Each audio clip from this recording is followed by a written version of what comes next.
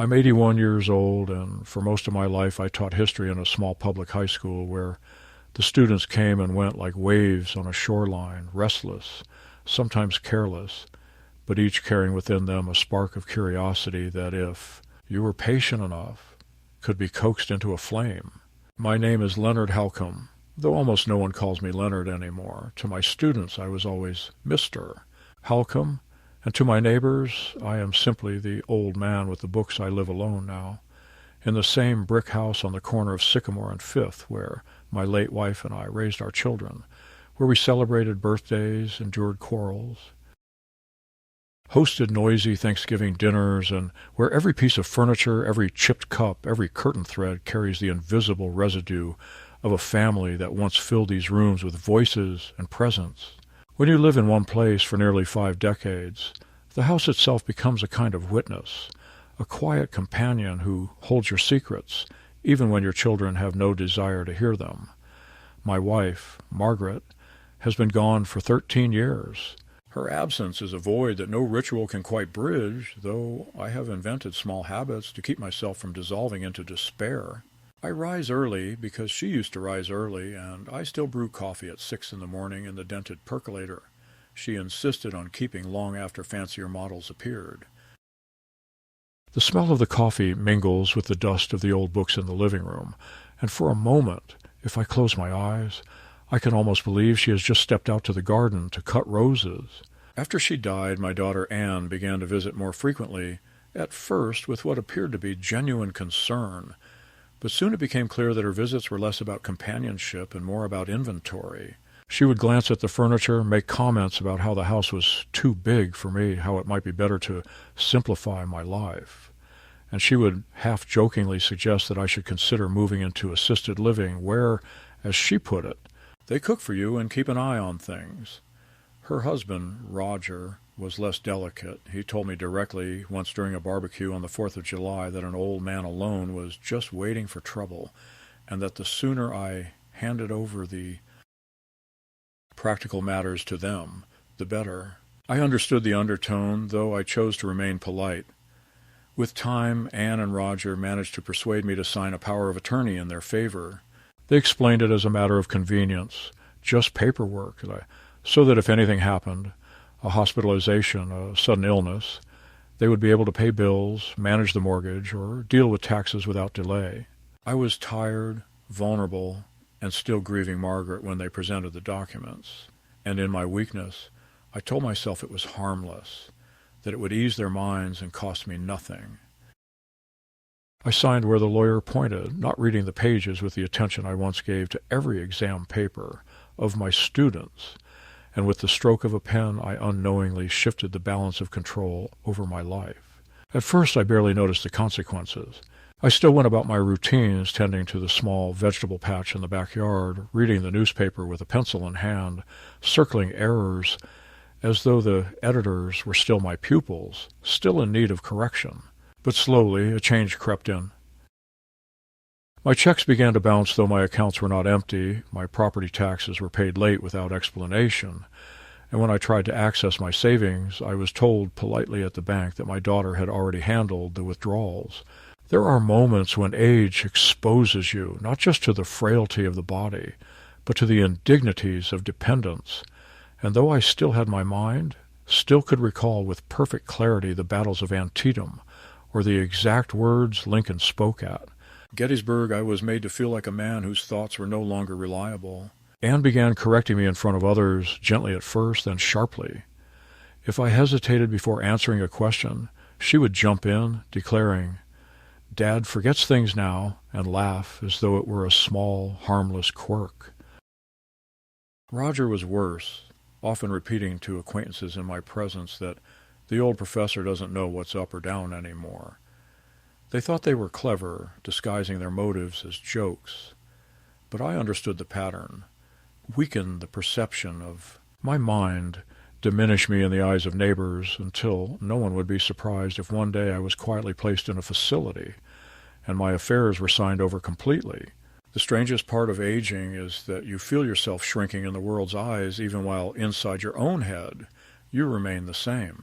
I still dream as vividly as I did when I was a young man courting Margaret, still remember the smell of chalk dust in the classrooms, the nervous rustle of students before a test, the proud faces of those who finally grasped a difficult lesson.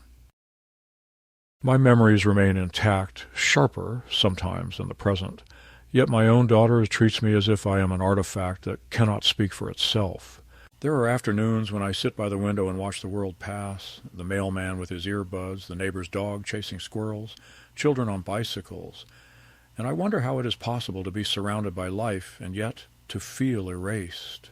My books line the shelves, my journals sit stacked on the desk, but to Anne and Roger, I'm reduced to a number on a bank account and the square footage of the house. I confess there are nights when I rehearse conversations with Margaret, though she is gone. I tell her about what has been happening, about the subtle theft of dignity, about the documents I signed in ignorance, and I imagine her voice urging me not to surrender. She was strong-willed, never afraid to argue, even when the odds were against her, and in my dreams she reminds me that my mind is still my own, that I must not allow anyone, not even our daughter, to strip me of it. But when morning comes, I move slowly, I hobble on my cane, I misplace my glasses, and each of these small failings becomes ammunition for Anne. She clucks her tongue, says, "See, Dad can't manage," and I realize she's building a case, one smile, one remark at a time. What perhaps hurts most is the loneliness that comes from betrayal within one's own blood. I have no quarrel with strangers who dismiss me. The young are often impatient with the old, and I once was the same. But to be doubted by your own child, to be treated not as the man who carried her on his shoulders, taught her to ride a bicycle, stayed up nights helping her with algebra, but as a liability, a problem to be solved, that is a wound deeper than time itself. I do not wish to paint myself as a saint. I had my flaws as a father. My temper was not always restrained. My work sometimes consumed me. But I loved my daughter, and it is unbearable now to watch that love converted into suspicion, to see her eyes calculating where once they were full of trust. So this is where my days begin. At the small kitchen table with Margaret's percolator still hissing, with a newspaper I struggle to focus on because my mind is elsewhere, turning over the reality of my situation. I am not merely an old man living alone in a quiet house. I'm a man whose future is being measured out by others, whose words are doubted before they are even spoken, and whose signature, once a mark of authority, has been turned against him. And though the world might see me as fragile, as a relic, I know within myself that I am not yet finished, that there is still clarity in my thoughts and steel in my resolve. But the question lingers like a shadow.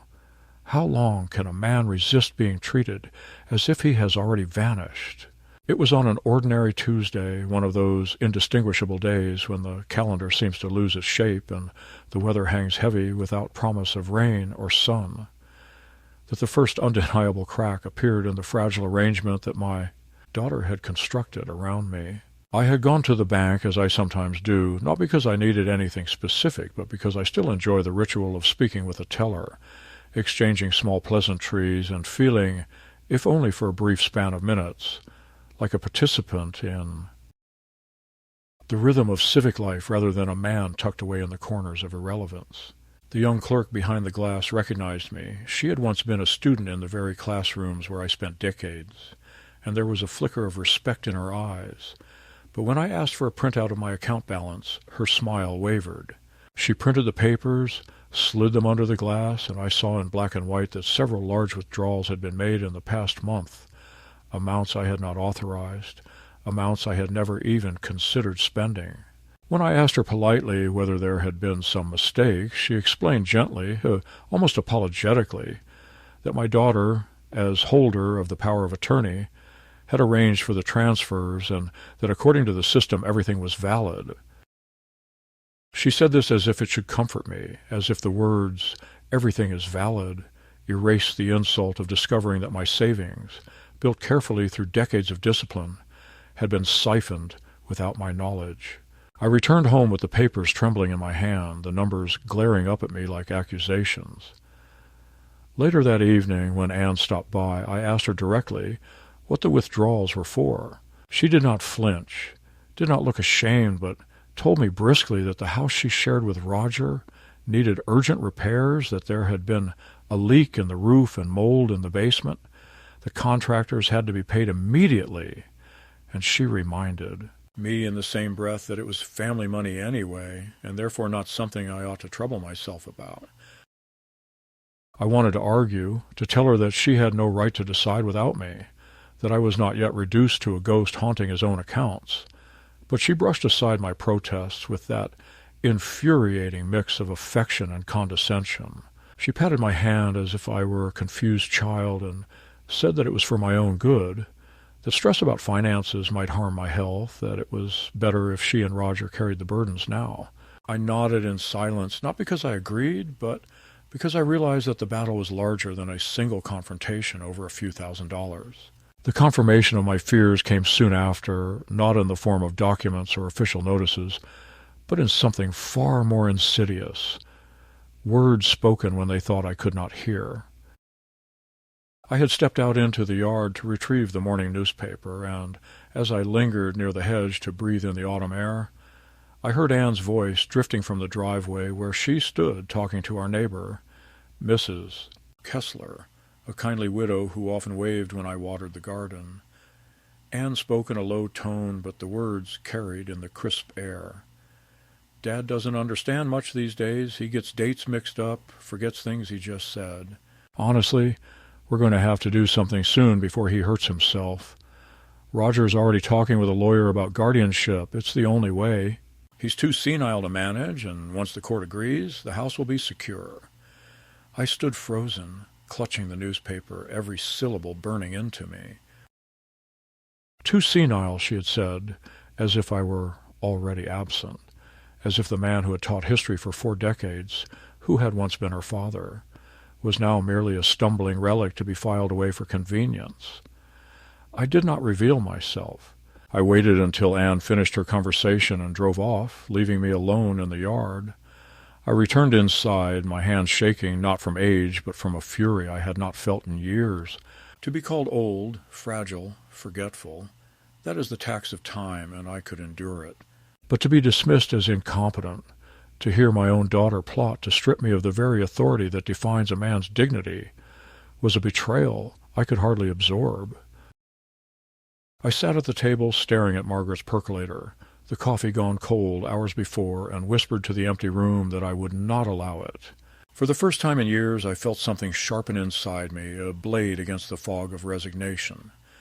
In the days that followed, the humiliations accumulated with deliberate cruelty.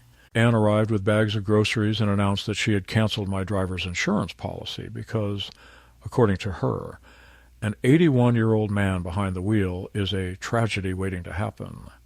She informed me that she had arranged for Roger's nephew to mow my lawn because she didn't want me straining myself, though I had tended that patch of grass for decades without assistance.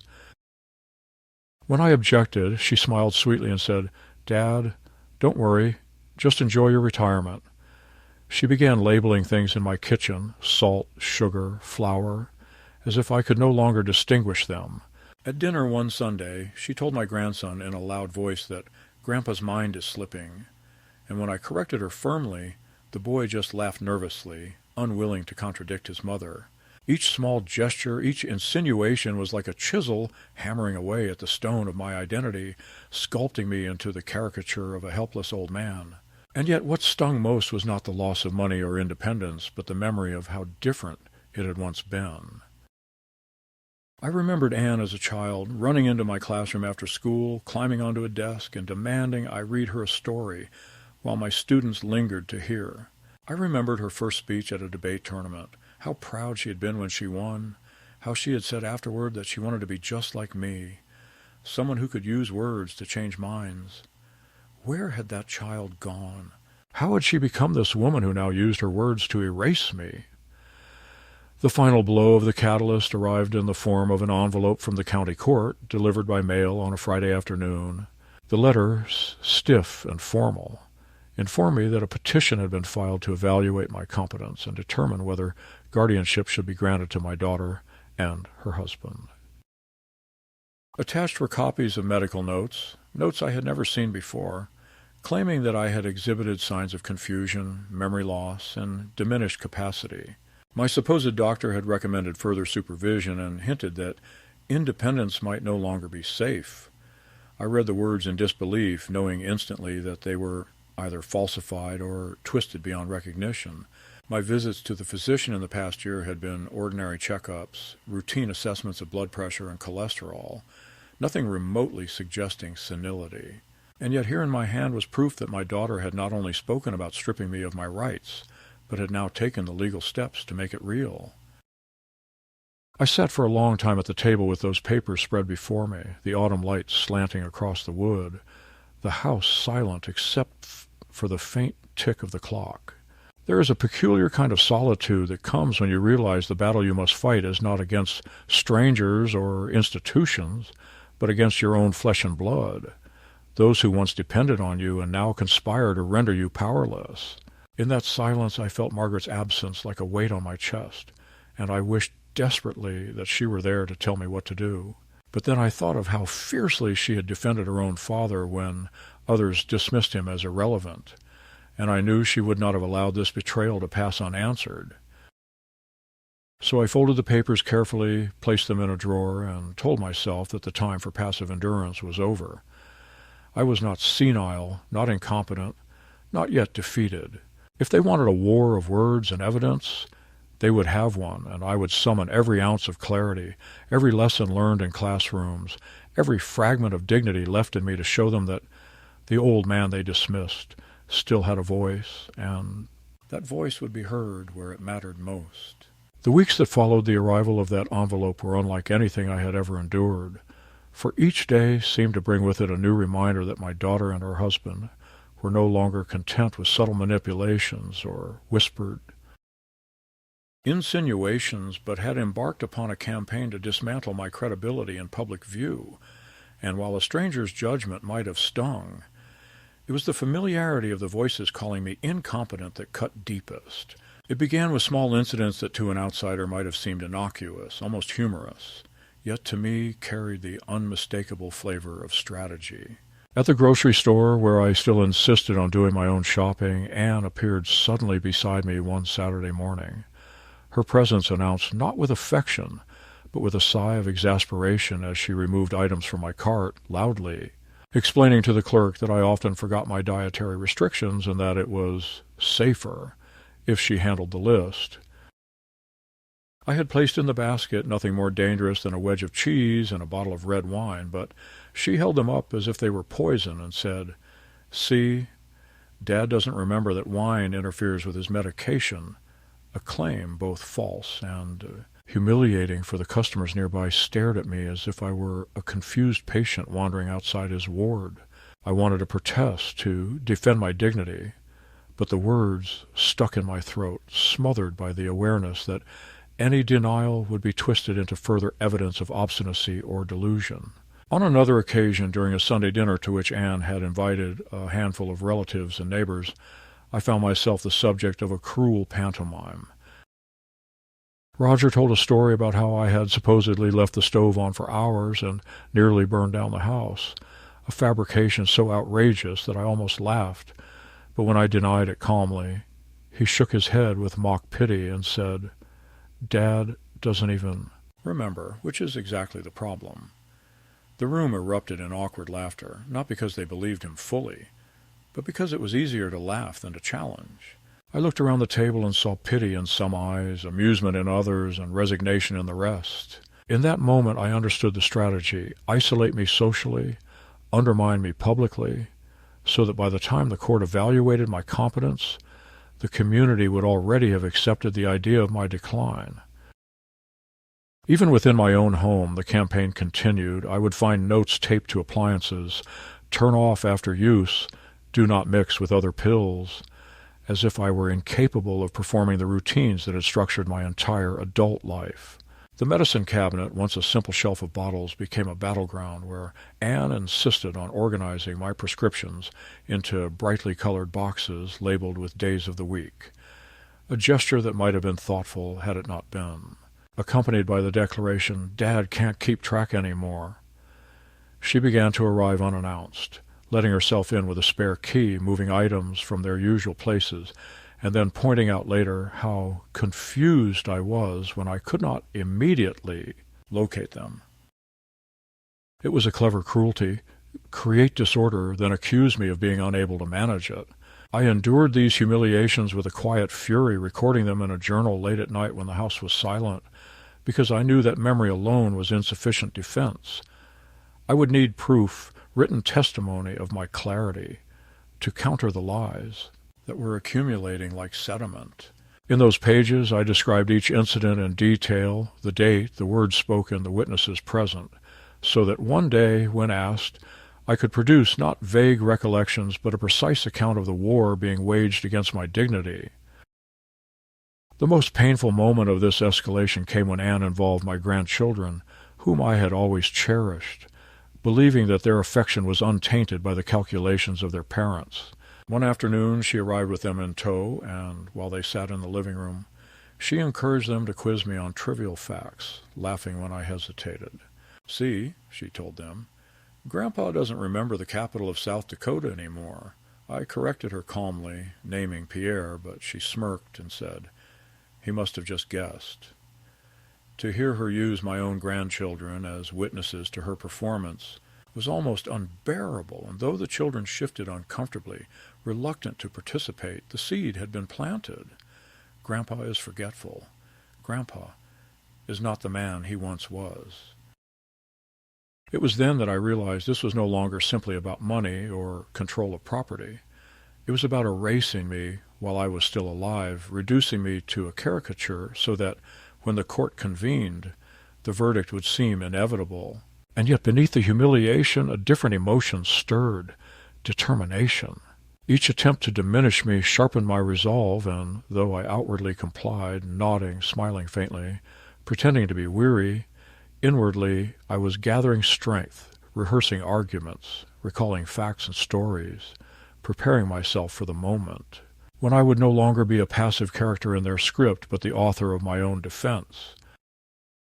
One evening, after a particularly bitter exchange in which Anne accused me of misplacing my own bank statements I knew she had hidden, I sat alone in the study, surrounded by the books that had been my lifelong companions. I opened an old volume of Lincoln's speeches and read aloud his words on perseverance, feeling the cadence of language steady my heartbeat. I thought of my years as a teacher, of the countless times I'd urged students never to accept falsehood as truth, never to let others dictate the limits of their potential. It struck me then with almost painful clarity that I had no right to surrender now, not if I wished to honor the lessons I had spent a lifetime imparting. And so, while the escalation of humiliations continued, each one designed to fracture my identity, I began quietly constructing my defense. I contacted old colleagues under the pretense of casual conversation, knowing that their testimonies of my clarity might one day be useful. I kept every receipt, every piece of correspondence, assembling a paper trail that contradicted the narrative of decline. I even recorded myself reading passages from history books, not for vanity, but as evidence of coherence. To Anne and Roger, I appeared compliant, weary, even docile. But in truth, I was preparing for battle, for the moment when the whispers of senility would meet the undeniable voice of a man still entirely in command of his mind. The escalation, painful as it was, had a paradoxical effect. It stripped me of illusions, severed the last strands of hope that my daughter's actions were born of misunderstanding or clumsy love. It revealed the truth in its rawest form, that I was being betrayed deliberately, systematically, by those I had trusted most. And though the weight of that betrayal nearly crushed me, it also ignited in me a fierce clarity. If they wished to declare me incapable, they would first have to face the full measure of my capacity, displayed not in silence, but in words that would not be forgotten. The moment of true crisis arrived not in the quiet indignities of my daughter's visits or the whispered rumors among neighbors, but in the arrival of an official summons, thick paper folded within a sealed envelope carrying the weight of the states. authority in commanding me to appear before the court for an initial hearing, to determine whether I was, in legal terms, competent to manage my own affairs. I had known it was coming, of course, for Anne had not hidden her intention, but to see it in writing, to hold in my hands a document that treated me not as a man but as a subject to be evaluated like a defective machine, filled me with a coldness had never known even in grief. The summons specified dates, procedures, the appointment of a guardian ad litem, whose task would be to interview me and report back to the judge, and it listed as exhibits the fabricated medical notes that suggested I suffered from memory lapses. Confusion and diminished reasoning. Reading those words that I knew were lies yet were now stamped with official recognition, I felt a sense of betrayal so profound it seemed to bend the walls of my house around me, for the voices that had once celebrated my clarity and praised my dedication as a teacher were now enlisted to erase me. I remember sitting in the living room that evening with the lamp casting a pale light on the summons, staring at the paper as though by force of will I could erase the words, but instead of despair, I felt a slow rising of anger, the kind of anger that clarifies rather than clouds. I told myself that if I surrendered now, if I allowed them to define me as senile, then I would be complicit in my own erasure, and I could not allow that, not for Margaret's memory, not for the years I had spent teaching my students to think critically, to question authority, to demand evidence. I knew then that the only way forward was to fight not with the bluster of wounded pride, but with the careful construction of truth, documented, precise, undeniable. It was at this point that I reached out to an old friend, Samuel Patterson, once a colleague in the school, but later a lawyer known for his meticulousness and stubborn refusal to be intimidated by bureaucratic machinery. I telephoned him late one afternoon, and though we had not spoken in several years, he recognized my voice immediately, and when I explained the situation in halting detail, he was silent for a moment before saying, "Leonard, they're trying to bury you alive. You can't let them. We'll need to build a record stronger than theirs, stronger than rumors. If they've produced medical notes, then we'll obtain independent evaluations. If they've spoken to neighbors, then we'll gather testimonies from those who know you best. It will not be easy, but it can be done." His confidence steadied me, though I knew the road ahead would be difficult. Samuel arranged for me to undergo a comprehensive cognitive assessment with specialists, unconnected to Anne's influence. The tests were long, detailed, and sometimes exhausting, involving memory recall, logical reasoning, problem-solving, and even interpretation of abstract patterns. Yet I found that my mind, far from faltering, relished the challenge. When asked to recount historical events, I delivered dates and details with the same precision I had once demanded of my students. When presented with sequences of numbers to repeat, I surprised even the examiner by carrying them far beyond the baseline. When questioned about current events, I discussed them with clarity and nuance. The doctors, far from finding evidence of decline, remarked on my sharpness and my remarkable recall for a man of 81. Their written evaluations, signed and notarized, became the first solid stones of defense against the fortress of lies being erected around me. Still, the struggle was not merely legal or medical, but deeply personal, for Anne and Roger intensified their efforts once they realized that I was resisting. They visited more frequently, often arriving unannounced, pressing me with questions meant to trip me up, asking dates, names, details of bills, and then smirking when I hesitated, though anyone might hesitate when ambushed in their own home. They told relatives that I was growing paranoid, that I believed conspiracies against me, planting the idea that my very act of defense was evidence of instability. And yet, while their voices grew louder, so did my determination, for with each accusation I added another entry to my journal, another piece of testimony to present when the time came. The true midpoint of this ordeal, the moment when the stakes crystallized beyond all doubt, occurred during a preliminary meeting with the guardian ad litem, a young attorney appointed by the court who came to my home one gray morning to conduct her evaluation. She arrived with a polite smile, carrying a folder thick with notes from Anne and Roger, and I could see in her cautious eyes that she had been primed to expect confusion, repetition, perhaps incoherence. But instead I invited her in, offered her tea, and spoke to her with deliberate calm, answering every question clearly, recounting my routines, producing bank records and journals, and even showing her the detailed notes I had kept of every interaction with my daughter. I could see the shift in her expression as the minutes passed, from skepticism to surprise to a grudging respect, for she had expected a diminished old man and instead found a witness of his own life, fully in command of facts and memory. She left with more to consider than she had anticipated, and I felt, for the first time since the envelope had arrived, that perhaps justice was still within reach.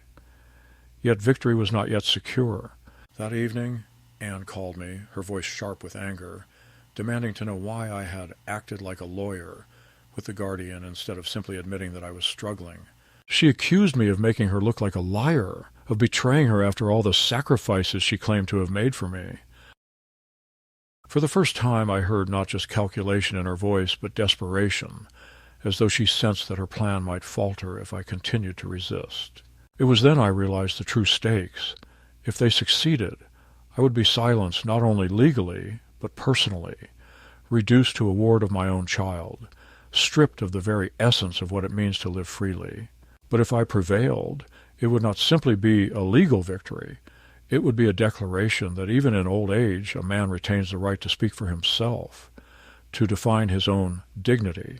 That night I did not sleep easily, for the weight of betrayal pressed heavily on my chest, but beneath it was a current of resolve, stronger than grief, stronger even than fear. The midpoint had been reached. There was no turning back. The fight ahead would be brutal, but I knew now that I was not only capable of waging it, I was obligated to. In the weeks after the guardian ad litem's visit, when it became increasingly apparent that I had not performed as the feeble old man my daughter and her husband had promised, their tactics shifted from sly insinuations and staged humiliations to open aggression, a tightening of pressure that revealed not only their desperation but also the depth of their ambition. It was no longer enough to suggest that I was forgetful in casual conversation.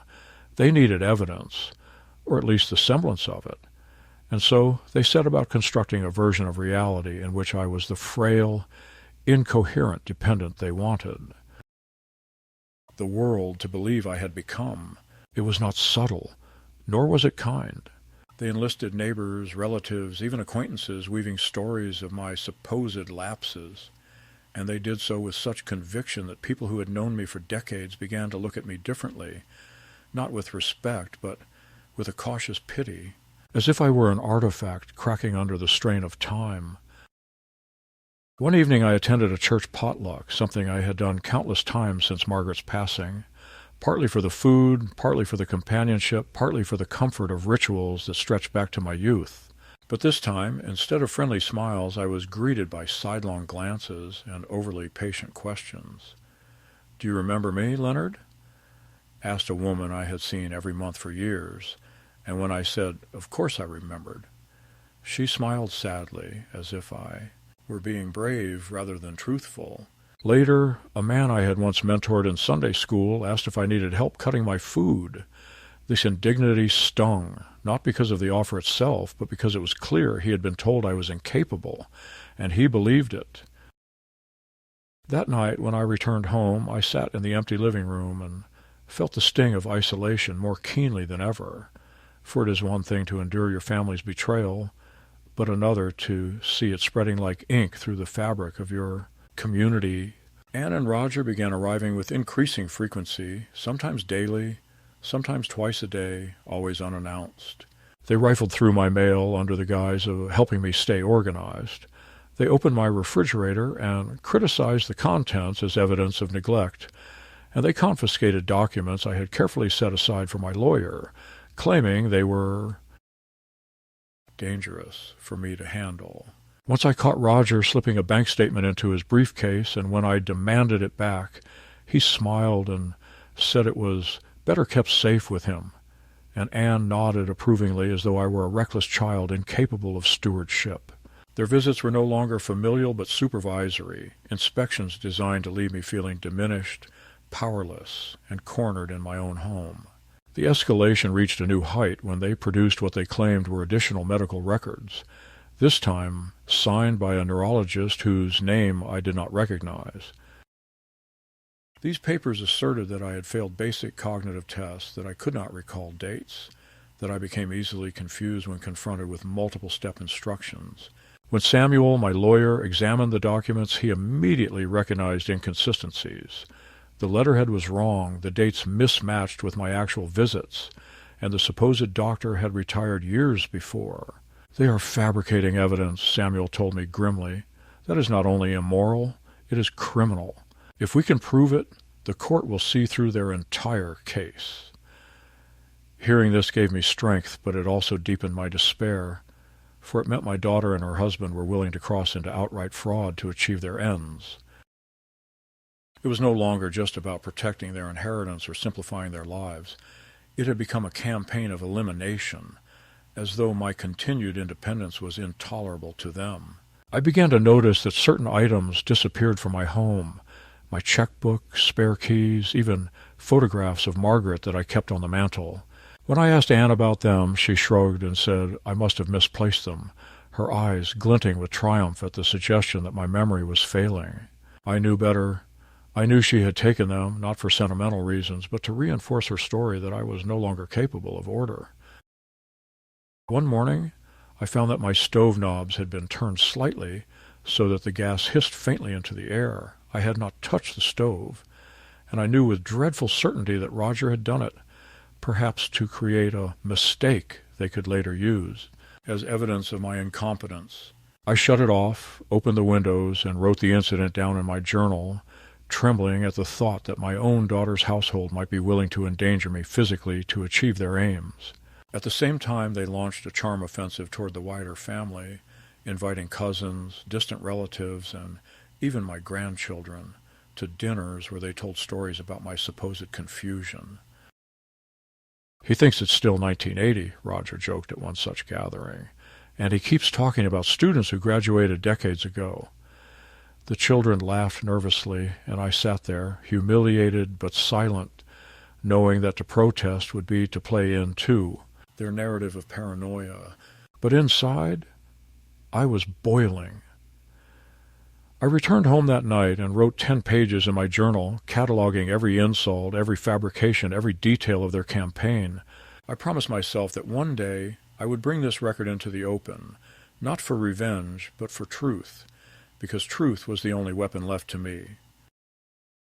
Samuel urged me to stay calm, to let the process unfold, and he reassured me that the independent medical evaluations were strong, that the guardian ad litem's report had been unexpectedly favorable, and that the fabricated records would not withstand scrutiny. Yet the weeks dragged on, and the pressure intensified, and I began to feel as if I were living under occupation in my own home, monitored, doubted, and slowly erased. I clung to small rituals, brewing coffee, reading aloud from Margaret's favorite novels, tending the roses in the garden, not because they changed the outcome, but because they reminded me I was still myself, still capable, still alive. The lowest moment came when Anne, in a fit of frustrated candor, told me directly that if I truly loved her, I would step aside and let her manage everything, because she was tired of cleaning up after me. Her words were like knives, not because of their cruelty, but because of the cold certainty with which she delivered them, as if she believed beyond doubt that my existence had become a burden. I looked at her then, really looked, and realized that the daughter I had once carried on my shoulders, the little girl who had clutched my hand at the zoo, was gone, replaced by a woman whose ambition had devoured her compassion.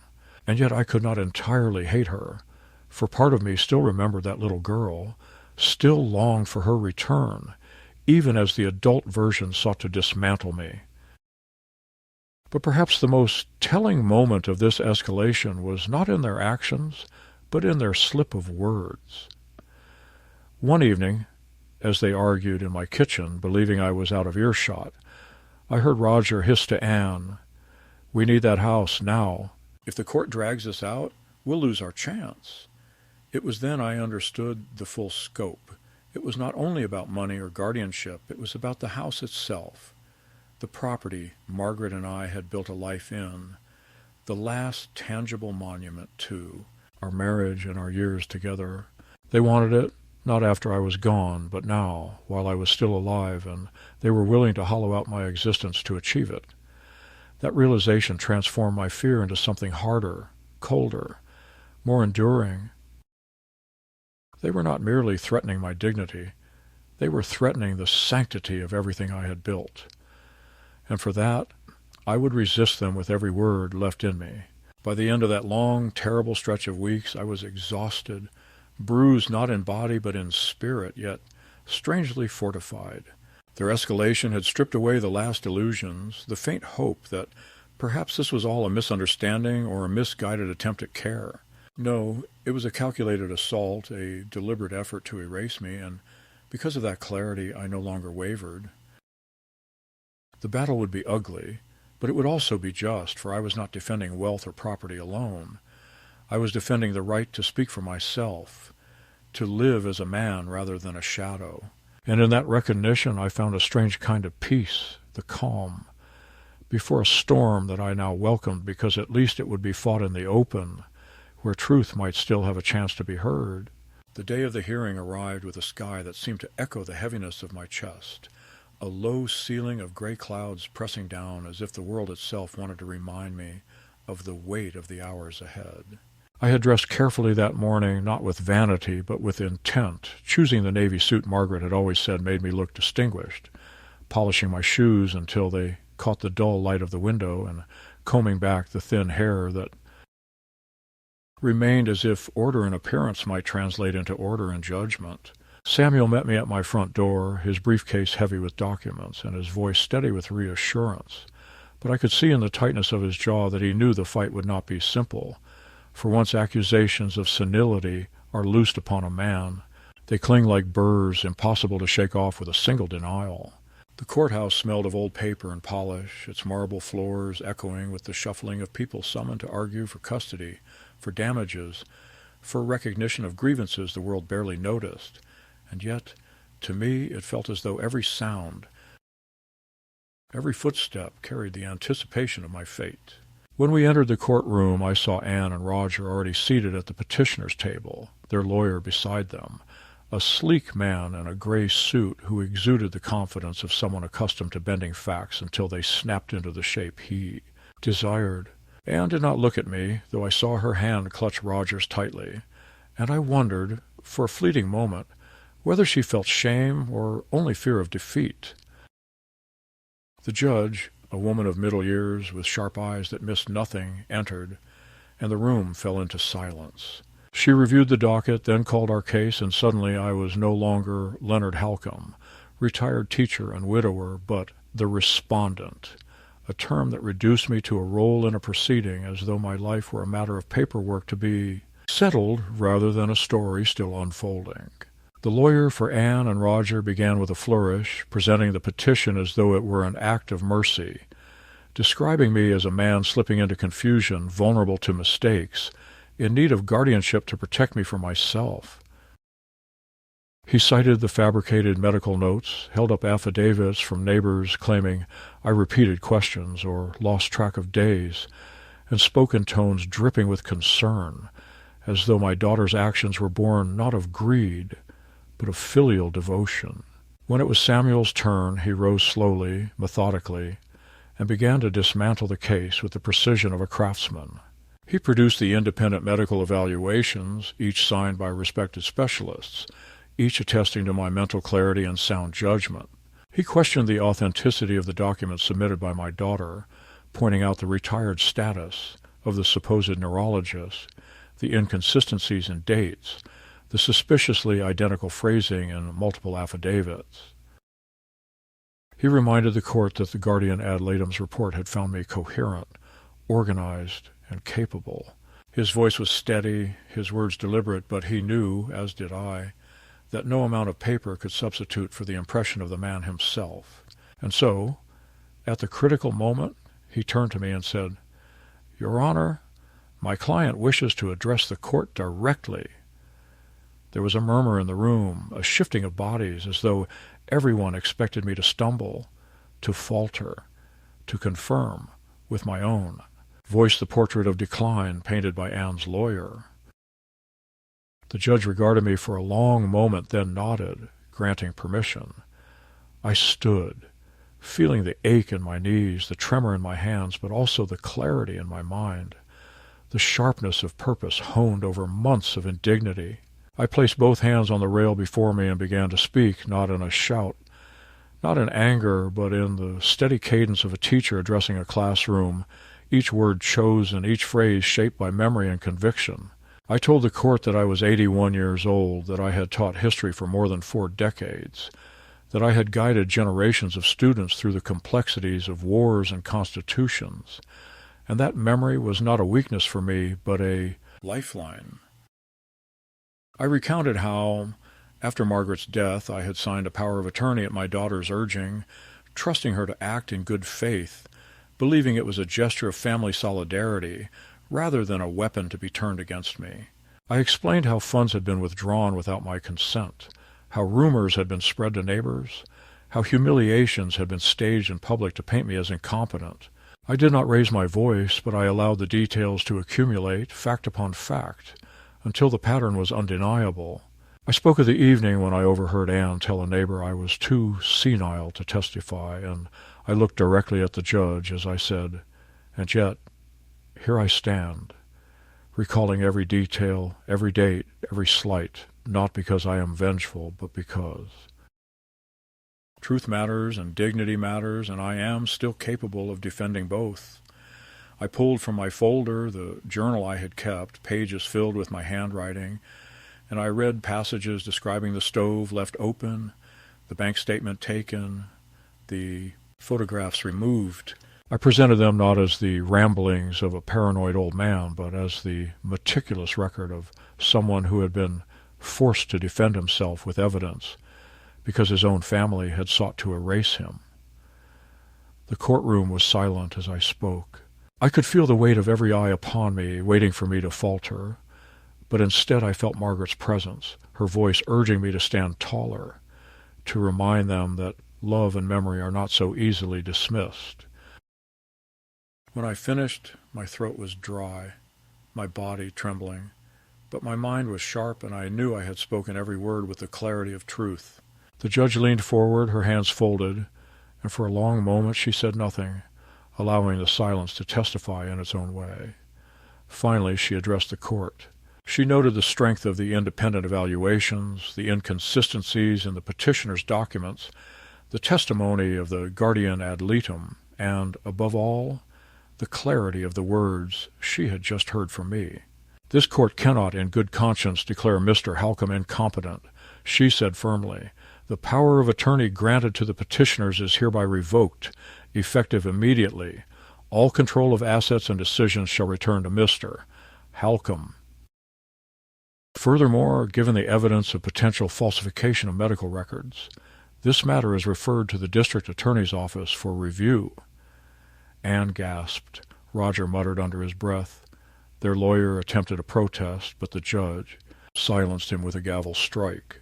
The decision was final, the authority restored, and in that moment I felt a rush of something I had not felt in years. Not triumph, not vengeance, but relief. The simple relief of being seen, heard, and recognized as a man rather than an object of pity. As I sat down, my body sagging with exhaustion, Samuel placed a hand on my shoulder and whispered, "You did it, Leonard. You spoke every word they said you couldn't." And though my eyes burned with unshed tears, I allowed myself a small smile, for the truth had prevailed, and I had reclaimed not just my rights, but my voice, the very essence of who I was.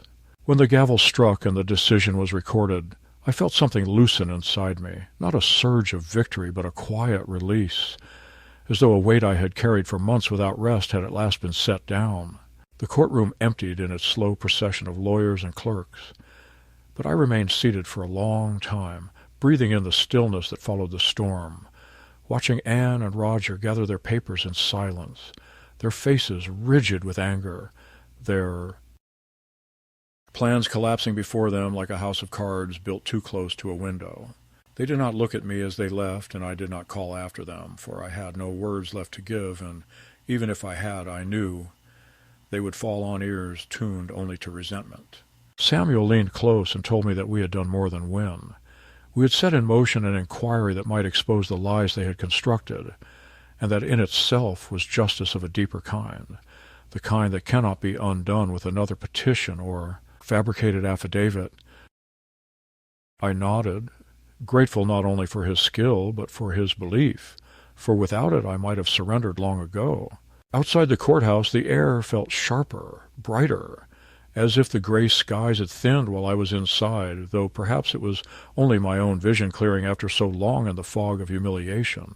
People passed by without noticing me, strangers with their errands and burdens. Yet I felt strangely visible to myself again, no longer erased, no longer doubted in the mirror of others' eyes. Samuel hailed a cab and insisted on accompanying me home, and as we rode through the streets, I stared out at the city that had become my landscape of loneliness, and I felt the smallest stirrings of belonging return, as though the world, indifferent, as it often is, had made space for me again.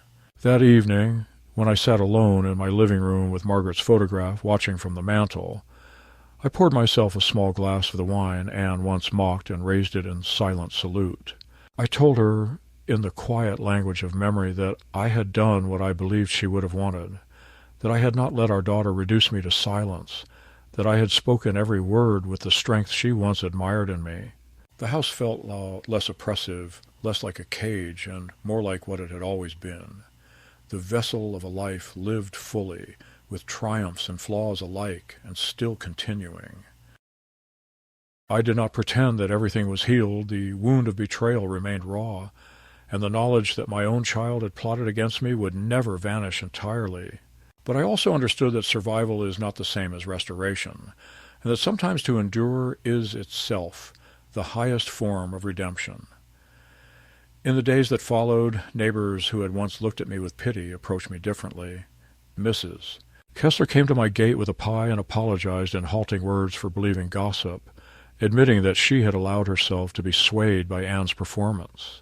Others nodded to me on the street with a new kind of respect, not loud or dramatic, but acknowledging, as if they had seen something in me they had forgotten was possible.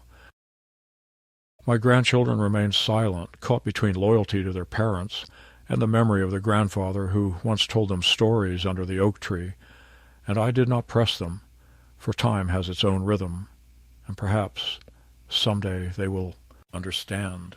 Anne and Roger, I heard, were furious with the ruling, threatening appeals, muttering about injustice, but the judge's warning about criminal investigation seemed to have sobered them, and their visits ceased abruptly. The silence they left behind was not loneliness, but relief, for the house became mine again, unshadowed by inspections and manipulations, and I could walk through my own rooms without feeling like a guest in a hostile place. I tended to the roses in the garden, brewed coffee in Margaret's old percolator, and resumed the routines that had once seemed fragile, but now felt like declarations of independence.